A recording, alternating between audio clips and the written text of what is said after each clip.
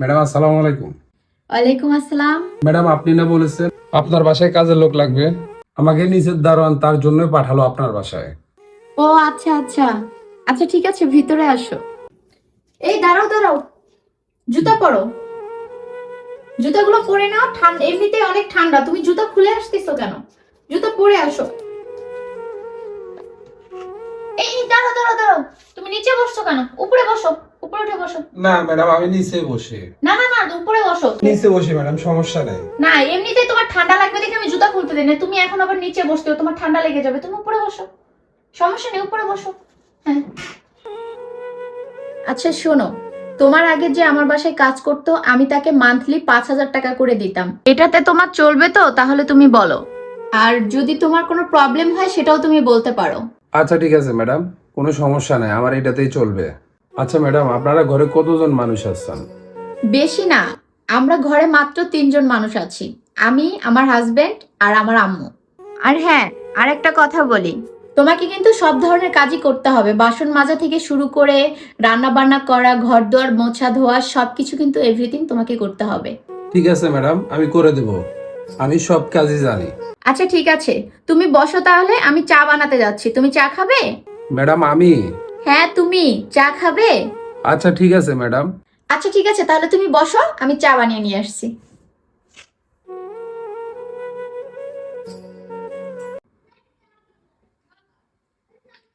চা নাও তুমি। এই তুমি কি করছো? ওটা না, ওটা ওটা রাখো, তুমি এই যে এই কাপের চাটা নাও। ওটা হচ্ছে প্লাস্টিকের কাপের চা দিয়েছি তো, ওটা আমি আমার আম্মুর জন্য নিয়ে এসেছি। আম্মুকে অনেকবার বলেছিলাম যে প্লাস্টিকের গ্লাসে চা খেতে না, কিন্তু সে শুনে না। কে শুনে কার কথা? ওই যে আগের যুগের লোক না, এই জন্য সে ওটাতেই চা খায় বেশি। তাই আমিও আর কিছু বলি না, তুমি কিছু মনে করো না। ও আচ্ছা আচ্ছা ম্যাডাম, সরি।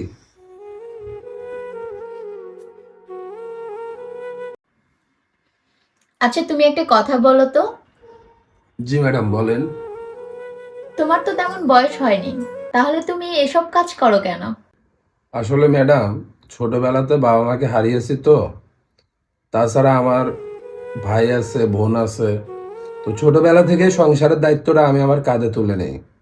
আর এই জন্য আমার ছোটবেলা থেকে কাজ করা, আমার কাজের উপরে নির্ভর করে আমার ফ্যামিলি। ও আচ্ছা আচ্ছা, তাহলে তুমি অনেক অল্প বয়স থেকে তুমি তোমার ঘর সংসারের নিজের এবং ভাই বোনদের দায়িত্ব পালন করতেছো না? জি ম্যাডাম। আচ্ছা যাক, এটা তো ভালো কাজ। ম্যাডাম আপনাকে একটা কথা জিজ্ঞাসা করতে পারি? হ্যাঁ বলো, কি কথা বলতে চাচ্ছ?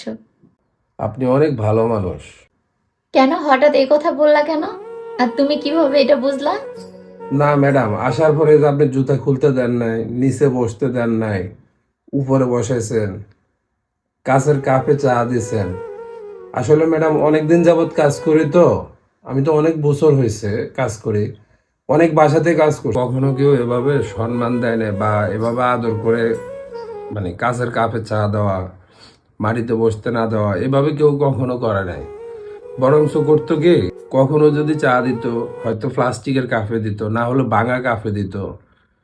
আর তারা যখন খাইতে বসতো, ডাইনিং এর আশেপাশে তো দূরের কথা, হয়তো পাকের ঘরে বা বাইরে কোথাও যায় বসে খাওয়া লাগতো।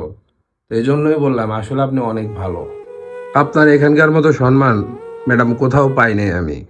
আমি কে কি করলো সেটা আমি জানি না, তবে আমি একটা জিনিস জানি, যারা কাজ করে তারাও মানুষ, যারা আমরা মানে বাসা বাড়িতে থাকি আমরাও মানুষ।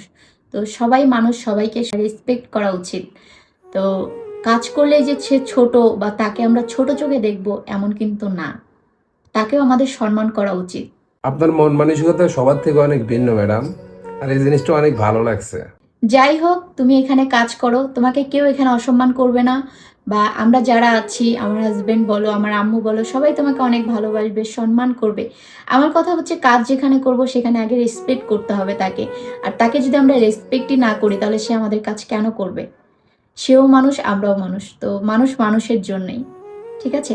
আল্লাহ, যাই হোক, কথায় কথায় তো আমি ভুলেই গিয়েছি, আমার আম্মুকে চাটা দিতে হবে যে।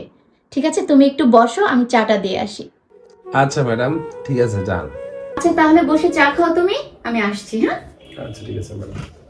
যাক, অনেকদিন পরে মনের মতো একটা কাজের জায়গা পেলাম। প্রত্যেকটা বাড়িওয়ালার মন মানসিকতা যদি ম্যাডামের মতো হতো, তাহলে কোনো বাড়িতে এই কাজের মানুষরা নির্যাতিত হতো না।